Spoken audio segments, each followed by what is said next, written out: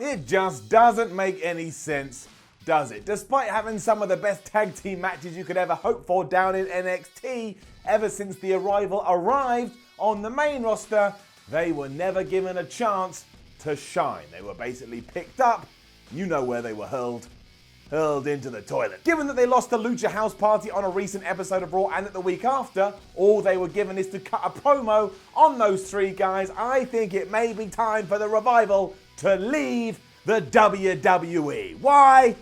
Ow! Here's why.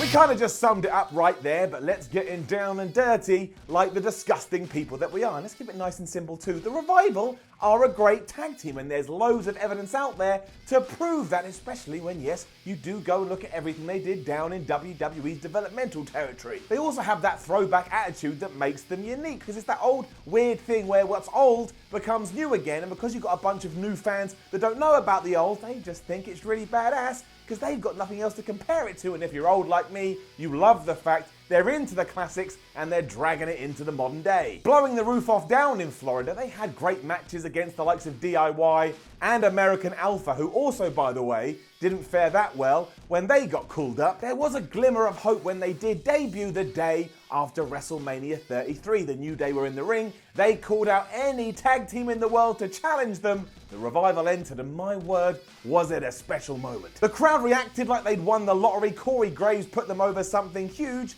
and they got in that ring and beat Xavier Woods and Big E like they were nothing, even though the New Day were absolutely something. And that's how it works. You beat wrestlers that everybody deems as important, and then all of a sudden, you have the important aura all over you. It's simple. It's nice and simple. So many times people online go, well, you can't just have somebody walk into Raw and SmackDown and win. Why the hell not? Look at Bill Goldberg. Unfortunately though, disaster then struck. Less than 2 weeks after this, it was revealed that Dash Wilder had suffered a pretty severe jaw injury, and they were going to have to go away for a while. Now, I don't know if that was enough for management to sour on them, because they were like, oh no, they're injury prone, but it certainly seems like it. Any momentum they did have got pulled away, and then it got even worse when Scott Dawson also got struck down by the injury bug, and we didn't see them back on Raw until December 2017. And sure, they beat Heath Slater and Rhino on that night, but otherwise, it's pretty hard to go through their main roster tenures and actually come up with things we consider good.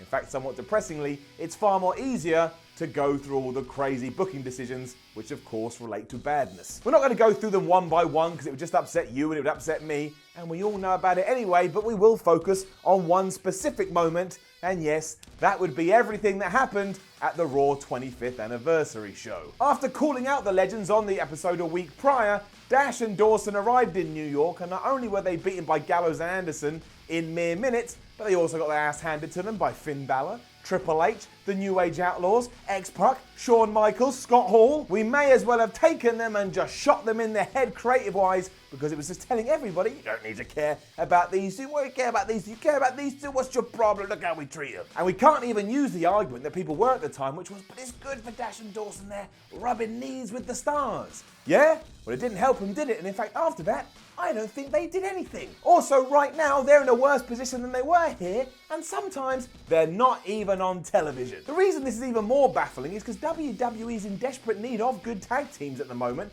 and they've got one right there that gets ignored. And that's true no matter which brand you take a look at. Raw just gave their titles to the AOP, and while that's fine, it isn't like there's a queue of challengers waiting to take them on, because one, the people that had the belts before them, e.g. Seth Rollins and Dean Ambrose, now hate each other, and if you go back a step before that, Drew McIntyre and Dolph Ziggler, they ain't a tag team no more. Then over on SmackDown, the Bar are the champions, but all they do is fight the New Day every week. And I know we could say the same for the Good Brothers, and I would do, but for this video, we're just bringing Dash and Dawson into the mix. And it's kind of more true with them because they can be old school heels, and again, that makes them feel fresh and exciting. And on top of all of this, they're really good at being grade A assholes, so they're a team you can just hate. You don't even have to try. They walk out there, you go, I think I hate these two, and then they'll make sure you are justified with those emotions. So yeah, given the lay of the land at the moment, why can't the Revival go out there and absolutely smash it outside of the WWE? I mean, what promotion wouldn't want them? Even somewhere like New Japan, which is drowning in tag teams and has tag team tournaments, would probably be able to look at these guys and say,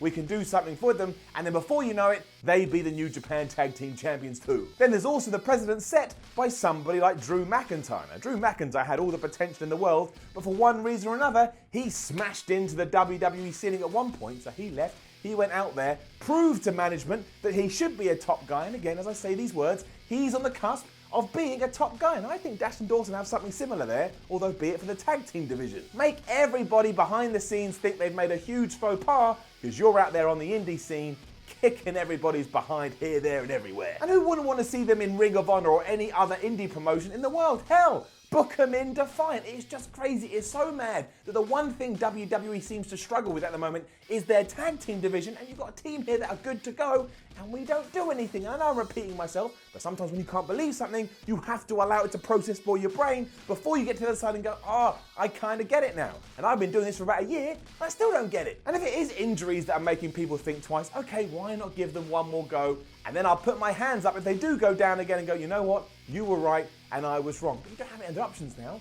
And you don't have any other options. Why not just take a risk? Especially because right now, they may as well not be on the roster anyway. You don't do anything with them. Think of that, WWE. Think of that from the bald guy here on What Culture Wrestling.